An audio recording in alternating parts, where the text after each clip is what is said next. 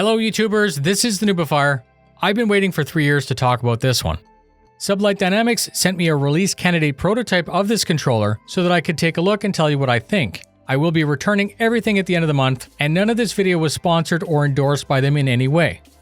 I'd like to think that you come here to get the information and nothing more. If the product is good or bad, I'm going to tell you why and where. Let's begin. The Sublight Dynamic Joystick is actually a very deep ecosystem to talk about. The topic was more like an onion because as you peel back the layers on one subject, you're greeted with another. And by that I mean I could spend a full 20 minutes just discussing the software. I could spend an hour speaking about ways you can tweak the settings to achieve different performance that'll suit your needs. The joystick isn't like any other I've tested, so it was very important for me to test it for 1 month in different situations. Hopefully you can understand then that I needed to lock this video down to simply a review, overview, and impressions. I've been actively discussing my findings with Sublight Dynamics to get the best understanding of the development to date, how the device works, and their plans for the future. There's an expanding need to control games, drones, CAD, and software in 6 degrees of freedom, or 6 DOF.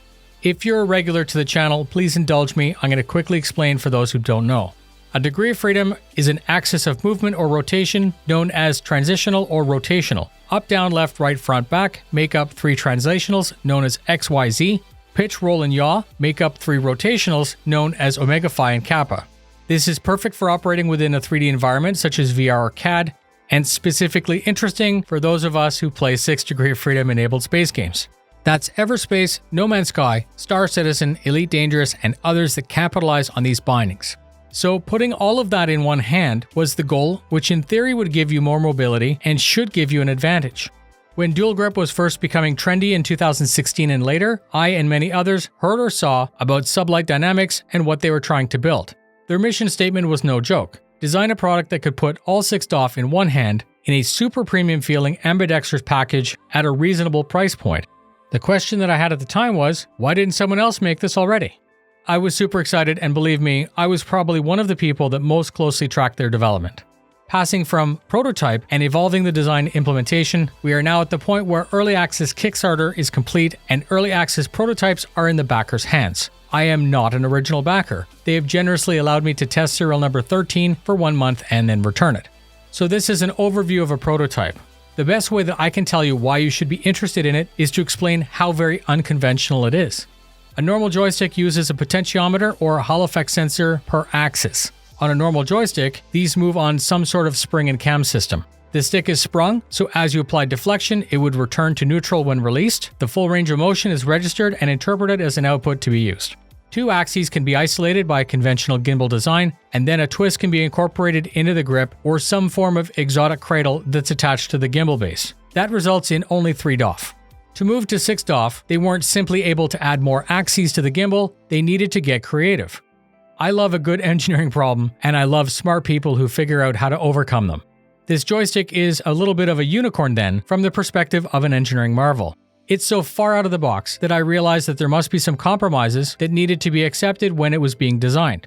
The way they achieved success in defeating 6 DOF also introduced some limitations in how the basic joystick works. There are 3 main components to this design: the grip, the ring, and the base. The base needs to be attached and cannot simply rest on a table, which is why they include a mounting solution. In using it, the user would need to pull up to achieve positive Z, and that would lift it from the surface. The base contains the force load sensors and is connected to the ring with 4 metal rods. The ring is then attached to the grip using a spring crossmember, which provides some deflection. The grip is attached to this crossmember through a set of bushings that adds further deflection. So unlike a conventional gimbal that calculates output through motion through a radius, the Sublight Dynamic Joystick reads the force that's applied between the base and the ring. I'll take you through the translations and rotations to illustrate how this works in a very generalized rundown. Pushing forward or backwards on the stick deflects the ring forward and backwards, and the sensors read your force in that direction.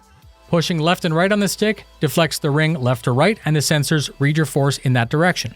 Picking up on the grip will lift the ring, which will stretch the sensors up. Pushing down on the grip will push down on the ring and load the sensors down. Applying pitch to dive or climb will place a load on the ring where half is being lifted and the other half is being loaded. Applying left or right roll will place a load where half is being lifted and the other half is being loaded. And twisting the grip counterclockwise or clockwise places a twisting load on the ring, which the force sensors can translate. All of these 6 are calculated based on the force that's applied to the ring through the 4 force sensors, which connects it to the base.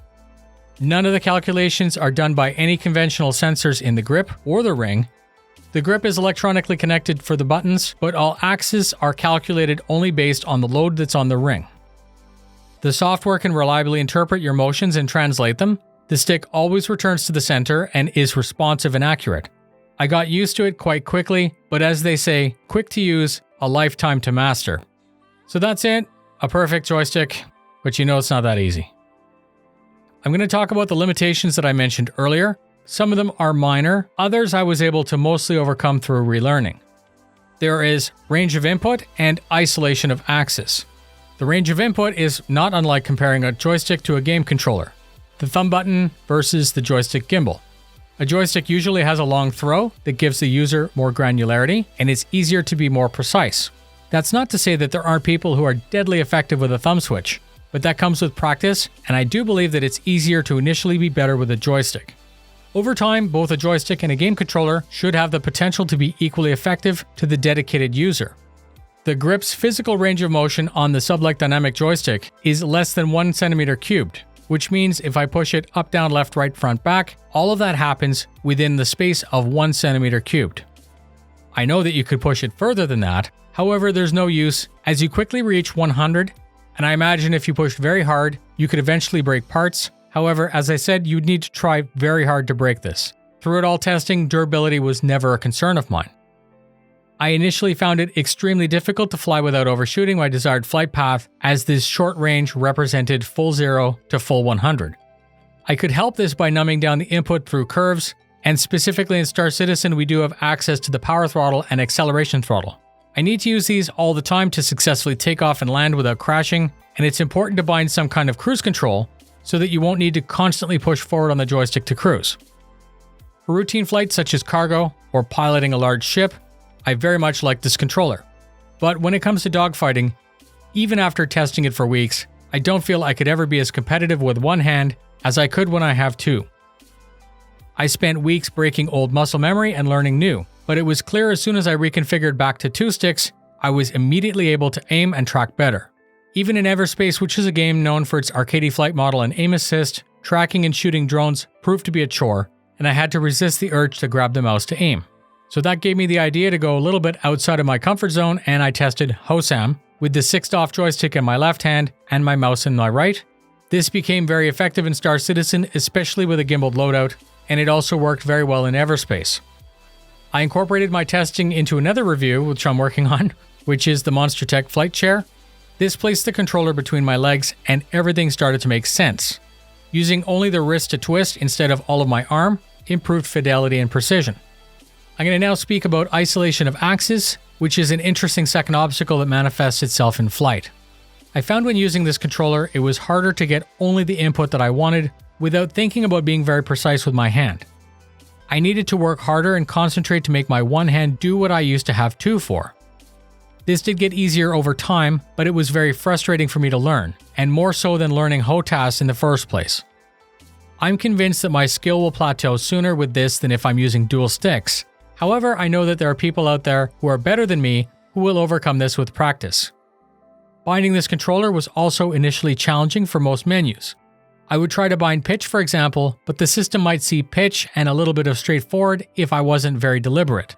I was able to get better with binding it, but I wanted to mention it as it was initially an obstacle. If I tried to land in Star Citizen, this isolation also required me to dial down the throttle to 5% to prevent a crash. Over time, fine maneuvers were possible, leaving the throttle over 15% was a recipe for disaster.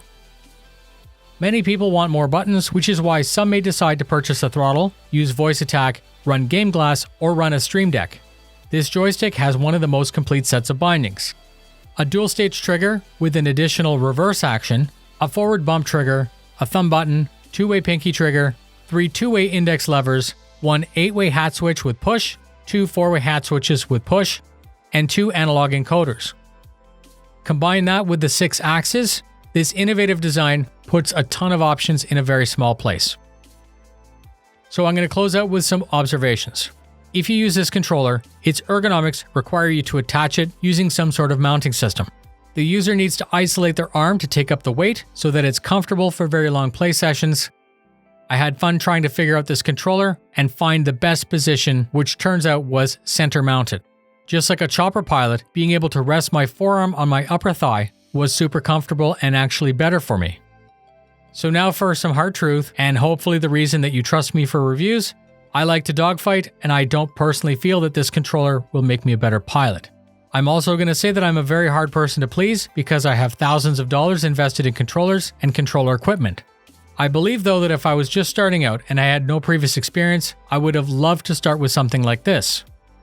Initially, I found getting good at flying Star Citizen to be frustrating, but over time it got easier, and I believe that your experience learning with the Sublight dynamic would be the same. I mentioned costly controllers, and I'm going to leave you with the most interesting piece of information. Their final target price is $400 US, including the mounting solution. For that price, when it launches, I'll probably pick one up for myself so that I can continue to test and make content, testing profiles, and finding great use cases for it. I have the links that you need in the description.